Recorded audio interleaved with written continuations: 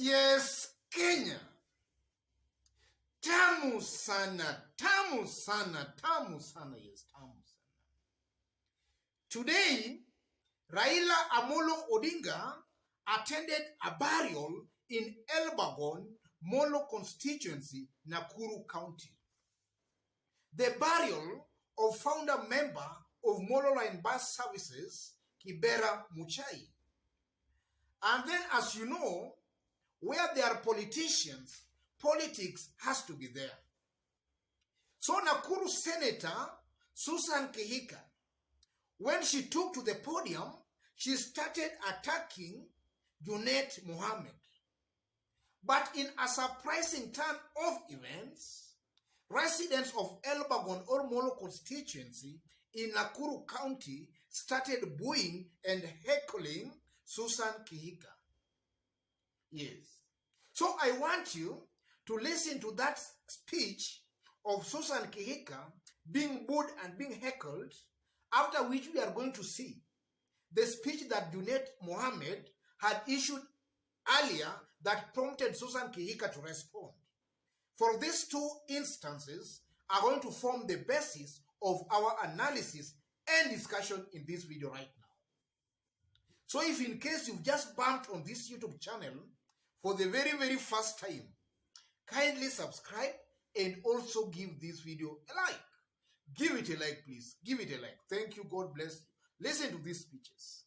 Ni Mheshimiwa Susan Somba tribute ya Mheshimiwa Deputy President wetu, alafu baada ya hapo niweza kumwalika His Excellency the Governor. Karibu sana tena.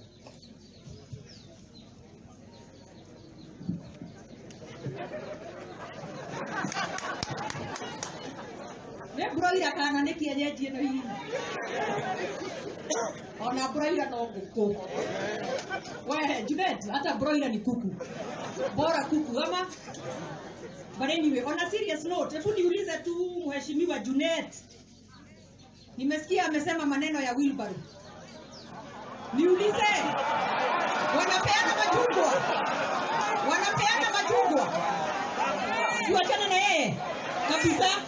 Yes, that's Susan Kihika being heckled and being booed in her own home county of Nakuru. Yes. So I want us also to have a look at the speech that Junet Mohamed had issued earlier on before Susan Kihika came out to respond. Listen to this speech again. Yes. From those two speeches, you can see clearly that when Junet Mohamed stood to speak, he actually attacked Tanga very badly and actually attacked also Susan Kihika, calling some of them as broilers. In a territory considered as a Tanga stronghold. I can't just believe that. Junet Mohamed attacking Tanga leadership in their stronghold. And you can see is being cheered as he attacks Tanga. But now when Susan Kihika tries to respond, she's being heckled. She's being heckled. So ladies and gentlemen, in this video right now, I want us to put these two instances of today where they belong. I want us to see and dissect what that means politically. What it means politically for politics in Rift Valley and also to a larger extent, politics of Mount Kenya. Yes. The first thing that comes out clearly from those two instances between Junet and Susan Kihika is that the hustler wave in Mount Kenya might be slowly changing or might be slowly changing. The hustler wave might be fading away, slowly by slowly. Because I can't just imagine or believe Junet Mohamed going to Nakuru County to attack the hustler or rather the wheelbarrow narrative and is being actually cheered as he attacks Tanga. That's a clear indication that the wave might be changing. Because sometimes back, ladies and gentlemen, something like that could not happen in Nakuru County. It could not happen. In fact, we could have seen some walkouts. Whether they were being organized by Tanga Tanga or not, we could have seen some walkouts there. But the fact that there were no walkouts, and actually, Junet Mohamed was cheered as he attacked the wheelbarrow and the hustler, while Susan Kihika was heckled and booed, it's just a clear indication that the ground might be changing. Tanga Tanga are losing the ground slowly by slowly. That comes out very, very clearly going by that incident of today. And then secondly, ladies and gentlemen, we can also see the constant flip-flopping by Tanga Tanga leaders about the wheelbarrow and the hustler narrative. If you go through the whole clip, it was a long clip. If you go through the whole clip, Susan Kihika was actually telling the residents of Elbagon, Molo constituency, that they are using wheelbarrow as a symbol. Just as a symbol. But these same Tanga Tanga leaders, they have been giving out wheelbarrows to Kenyans, and they have been urging those Kenyans or those unemployed Kenyans to use those wheelbarrows as their tool or source of livelihood. We have seen them dishing out wheelbarrows, and they have been encouraging the youth to use those wheelbarrows as their tool of trade. Yes. But now, you can see now Susan Kihika coming out to state that the wheelbarrows are just but mere symbols. That's a lie. They are flip-flopping. They are cheating Kenyans. They are flip-flopping about their hustler narrative. They actually don't know what they mean themselves when they talk about hustlers, kazi ni kazi. They don't understand it. Yes. And then thirdly, ladies and gentlemen, you know, they were in Molo. And Molo is an area that is notorious for post-election violence. It has been going, post-election violence has been going on for a very long time in parts of Molo. In 2007, ladies and gentlemen, immediately after the post-election violence, Raila, Kibaki, and William Ruto toured Molo. And it was also in Molo where William Ruto was actually heckled and booed. That was just after the post-election violence. So from where I sit, ladies and gentlemen, I believe that Molo is a very interesting area. Maybe all this post-election violence they have been experienced in that area has maybe taught them some lesson. They might know something that some other Kenyans don't know.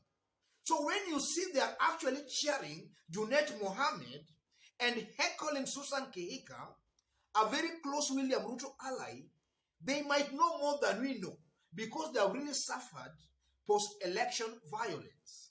In my considered opinion, I tend to believe that these residents of Molo, they are seeing William Ruto as a symbol of post-election violence.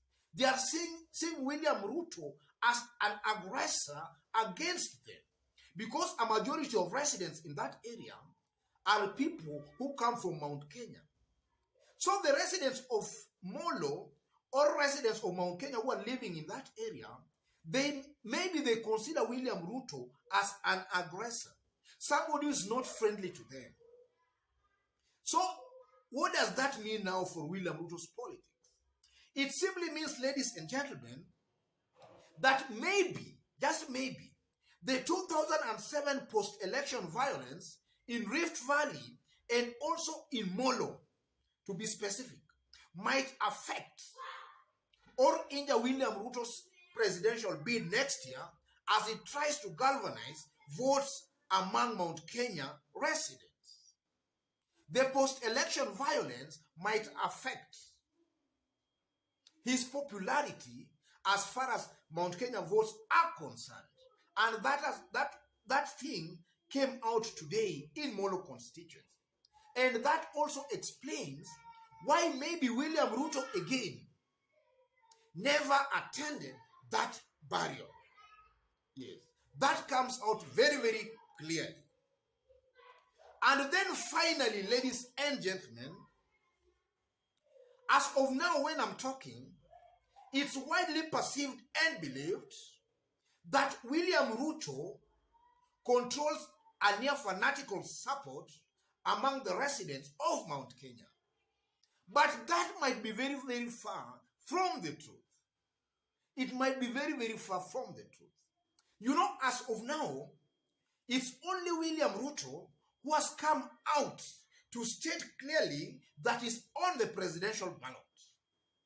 But from where I sit again, I believe that as more candidates will announce and pronounce their presidential bid next year, we might see Mount Kenya turning into a battleground and maybe not somebody's stronghold.